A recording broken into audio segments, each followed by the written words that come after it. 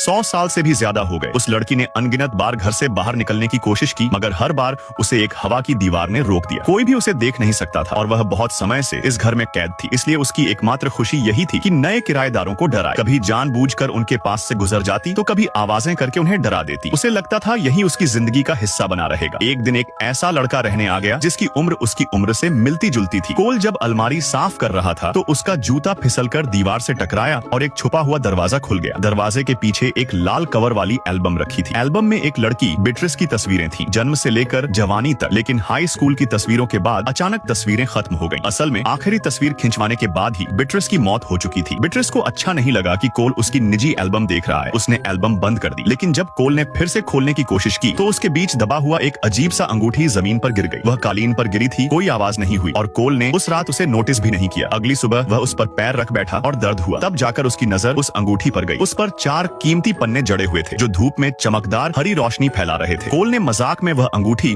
अपनी उंगली में पहन ली और अगले ही पल बीट्रिस उसके पीछे खड़ी नजर आई। उसे समझ आ गया कि जब भी अंगूठी पहनी जाती है बीट्रिस को देखा जा सकता है। यह पक्का करके कोल ने डर के मारे अंगूठी उतारकर फेंक दी। उसने फिर से तस्वीरों की एल्बम खोली और देखा कि भूत वही है जो तस्वीरों में थी। तभी फर्श पर पड़ी अंगूठी हवा में तैरने लगी और वहीं रुक गई। कोल ने अंगूठी उठाकर फिर पहन ली। 100 साल बाद कोई इंसान बीट्रिस को देख पा रहा था। बीट्रिस विनती करते हुए बोली कि कोल अंगूठी मत उतारे। कोल भी थोड़ा सहमा हुआ था, मगर लंबे समय तक सोचने के बाद उसने उससे उसके अतीत के बारे में पूछा। बीट्रिस ने बताया कि कई साल पहले वह म्यूजियम से यह अंगूठी उठा लाई थी। बाहर निकलते ही सड़क पर उसका एक्सीडेंट हुआ और उसकी मौत हो गई। लेकिन अगले ही पल उसने खुद को अपने कमरे में पाया। उसी दिन से वह इस घर में कैद हो गई, कभी भी बाहर नहीं जा सकी। बीट्रिस चाहती कि कोल से बातें करती रहे, मगर कोल ने कहा वह भूत से दोस्ती नहीं करना चाहता। उसने कहा चलो एक दूसरे को अनदेखा मानते हैं। बीट्रिस ने मान लिया। जब कोल पढ़ाई करता तो वह जानबूझकर आवाजें करके उसे परेशान करती। धीरे धीरे दोनों की बातचीत में पता चला कि दोनों को संगीत पसंद है। बीट्रिस का जन्म एक संगीत परिवार में हुआ था और उसने बचपन संगीत विद्यालय में ही बिताया। वहीं कोल बचपन से गिटार बजाता था और कोई भी धुन निकाल सकता था। लेकिन पिता की मौत के बाद उसने गिटार बजाना छोड़ दिया था। कोल ने कहा कि वह शोर मचाना बंद करे। बीट्रिस ने हामी भरी, लेकिन खाने के वक्त उसने फिर शरारत की। उसने कोल की माँ के सामने भी मजाक कर दिया, जिससे कोल घबरा गया और तुरंत कोई बहाना बना दिया। रात को कोल फिर कमरे में लौटा और अंगूठी पहनकर बीट्रिस से समझौता किया। उसने कहा मैं अंगूठी पहने रखूंगा, मगर शर्त यह है कि तुम माँ को कभी तंग मत करना। हाल ही में उसने बहुत कुछ सहा है, मैं नहीं चाहता उसे और दर्द। बीट्रिस खुश हुई और तुरंत मान गई। लेकिन जब कोल ने मजाक में उसे 100 साल पुराना भूत कहा तो उसे अजीब लगा। पूछताछ पर कोल ने बताया कि उसकी मौत को 100 साल से भी ज्यादा हो चुके हैं। बीट्रिस को लगा था कि बस 20-30 साल ही गुजरे हैं। उसे हैरानी हुई कि पूरी 1 सदी बीत चुकी है। वह जानना चाहती थी इस 100 साल में दुनिया में क्या बदल गया। तभी उसने गलती से हाथ खिड़की से बाहर निकाल दिया और हैरानी की बात यह कि वह अदृश्य दीवार जो उसे रोकती थी अब गायब हो चुकी थी। बीट्रिस खुशी से झूम उठी और कोल से गुजारिश की कि वह उसे बाहर की दुनिया दिखाए। 100 साल बाद उसने पहली बार घर से बाहर कदम रखा। उसे अब समझ आया कि उसे कैद घर ने नहीं बल्कि अंगूठी ने कर रखा था। अंगूठी जहाँ होगी वह भी वहीं होगी। कोल उसे शहर की गलियों में घूमता रहा। उसने हर चीज का मतलब समझाया, ऑडियो स्टोर ले गया, नई सदी का संगीत सुनाया, इंटरनेट से समाज की तरक्की दिखाई, टीवी से लेकर स्मार्टफोन तक का सफर समझाया। जब उसने स्मार्टफोन देखा जिसमें लाखों गाने आ सकते हैं तो वह बेहद खुश हुई। अगले दिन स्कूल में घोस्ट फेस्टिवल होने वाला था। बीट्रिस भी जाना चाहती थी, यह देखने की उसके पुराने स्कूल में अब क्या बदलाव आए। कोल ने हंसते हुए कहा सब नकली भूत का मेकअप करेंगे, क्या मैं सचमुच का भूत स्कूल ले जाऊं? पर अगले दिन उसने वाकई बीट्रिस को साथ ले ही गया। स्कूल के गेट पर उनकी सहपाठी लिडिया ने उन्हें रोका। बीट्रिस पास खड़ी मजाक करती रही कि लिडिया क्या उसकी गर्लफ्रेंड है। हालांकि उसे सिर्फ कोल ही देख सकता था, लेकिन उसकी बातों ने कोल को असहज कर दिया। उसी समय लिडिया ने